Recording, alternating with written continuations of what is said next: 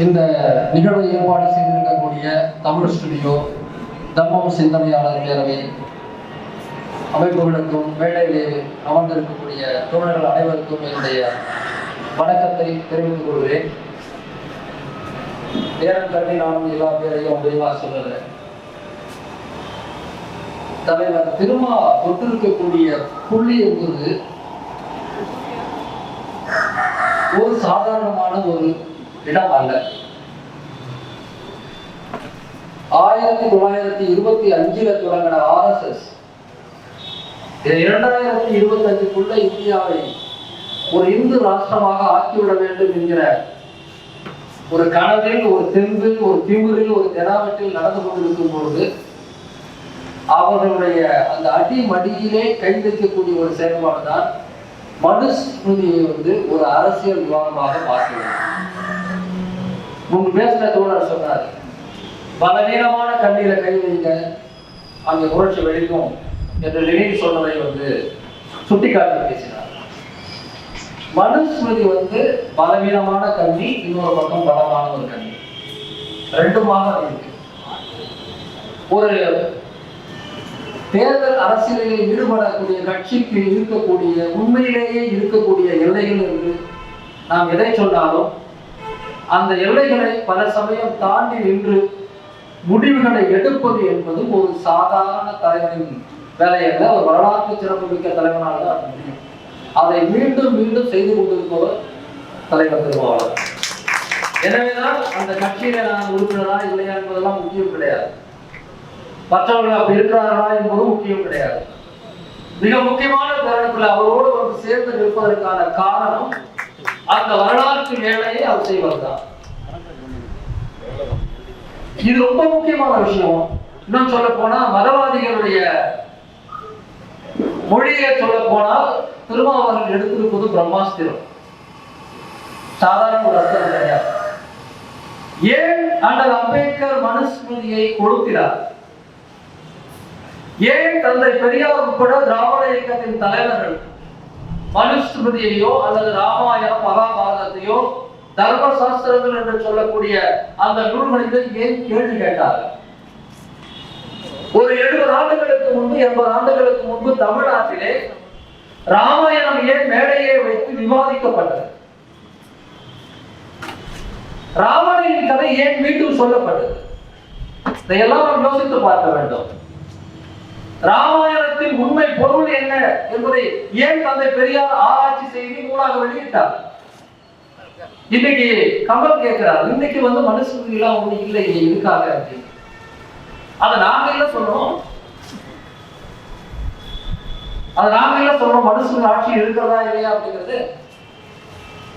RSS பாஜகவுடைய அரசியலை நீங்கள் புரிந்து கொள்ள வேண்டும் என்றால், அவருடைய வியூகத்தை நீங்கள் புரிந்து கொள்ள வேண்டும் என்றால் மனுஸ்மிருதி பற்றிய அறிவு இல்லாமல் முடியாது. அவர்கள் மிக தெளிவாகவே சனாதனம் என்கிற அந்த வர்ணாசிரம தர்மத்தின் அடிப்படையிலான ஒரு ஆட்சியை உருவாக்க வேண்டும் என்பதை விதிமுறையாக கொண்டிருக்கிறார்கள். RSS அடிப்படை இலக்கு அதுதான். பிராமண, சத்திரிய, வைசிய, சூத்திர, அதன் பிறகு பஞ்சம என்று அவர்கள் பிரித்து வைத்திருக்கக்கூடிய அந்த அடிப்படையில் தான் இந்தியாவை ஆள வேண்டும் என்பதை அவர்கள் மிக துல்லியமாக திட்டமிட்டு செயல்படுத்துகிறார்கள். இன்னைக்கு இந்தியாவின் பொருளாதாரத்தை எடுத்துக்கிட்டீங்கன்னா அது இங்க இருக்கக்கூடிய எல்லா முதலாளிகளுக்கும் ஒரே மாதிரி சொந்தம் கிடையாது. அது குறிப்பாக பனியாக்களுக்கு சொந்தம். அதிலும் குறிப்பாக குஜராத்தி பனியாக்களுக்கு சொந்தம். அந்த பனியா ஏகாதிபத்தியங்கிறது என்ன? அந்த பொருளாதாரம் ஏன் அம்பானிகளுக்கும் அதானிகளுக்கு தான் போக வேண்டும்? அது வெறும் பொருளாதார சிக்கல் அல்ல.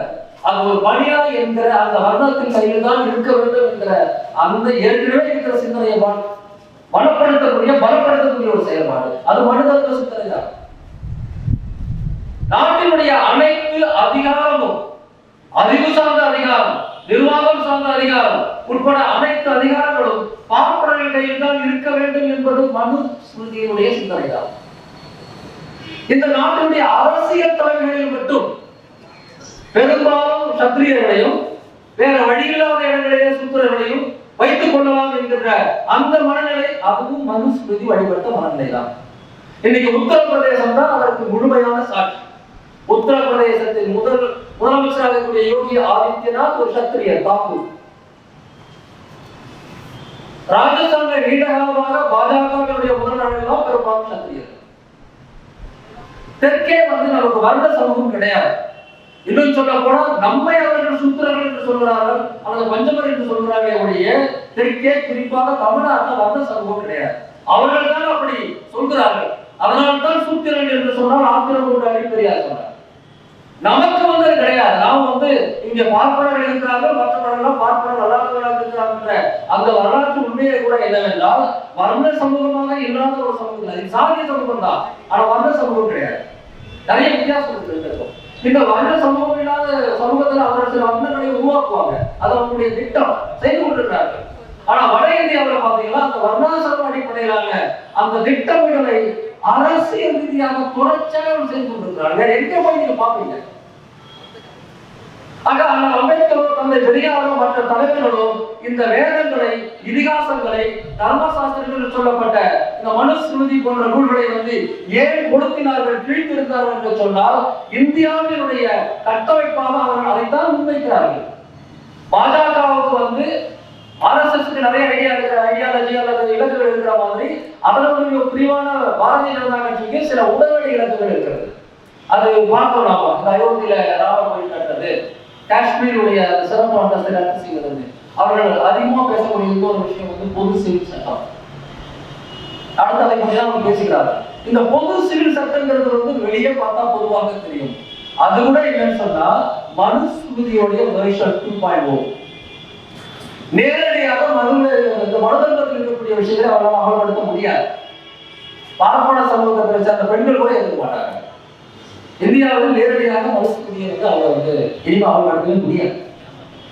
ஆனால் அதனுடைய சாராம்சமாக இருக்கக்கூடிய பல விஷயங்களை புதிய முறையிலே கொண்டு வர முடியும்.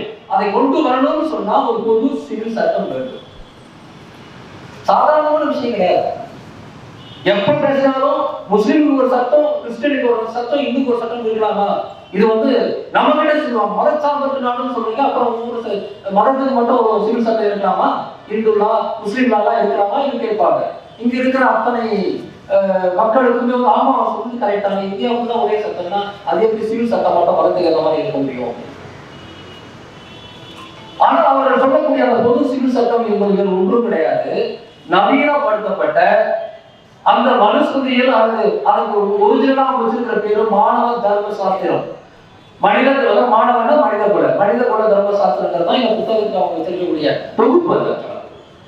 மனுஸ்மிருதி நம்ம சொன்னாலும் கூட ஒரு தொகுப்பு. அதுக்கு மாணவ தர்ம சாஸ்திரம், மனித குலம் இப்படித்தான் இருக்க வேண்டும் என்கிற சனாதன தொகுப்பு முறை. அந்த முறையின் அடிப்படையில் தான் இந்த நாட்டை ஆள வேண்டும் என்பது அவருடைய திட்டம். இதுதான் அடிப்படை. இதற்கு மேல இருக்கிற கதைகள் தான் ராமாயணம், மகாபாரதம் உட்பட அனைத்தும். இதை நாளாக பிரித்து தொங்க போட்ட ஒரு சமூகம் இந்தியாவில், இந்திய துணைக்கண்டம் இருக்குதுன்னா தமிழ்நாடு தான். தொடர்ச்சியாக அதை செய்யும். என்னென்ன முன்னோடிகள் இருக்கிறார்கள், சித்தர்கள் செய்தார்கள், வள்ளலார் செய்தார், வைகுந்தர் செய்தார். அதன் பிறகு இந்த வைதிக முறையினுடைய அடித்தளத்தை நொறுக்கக்கூடிய பணியை முதலில் தொடங்கி வைத்தவர் பண்டித அயோத்திதாசன். அவர் தான் முதல்ல தொடங்கி வைக்கிறார். அதன் பிறகு திராவிட இயக்க காலகட்டத்தில், தனித்தமிழ் இயக்க காலகட்டத்தில் தொடர்ந்து ஏன் பாரதிதாசன் பரமசிவனுக்கு வயிற்ற கடிதம் என்று எழுதினார்? ஏன் பேரறிஞர் அண்ணா ராமாயணத்தின் அடிப்படையில நீதி தேவன் மயக்கம் என்கிற நாடகத்தை எழுதினார்?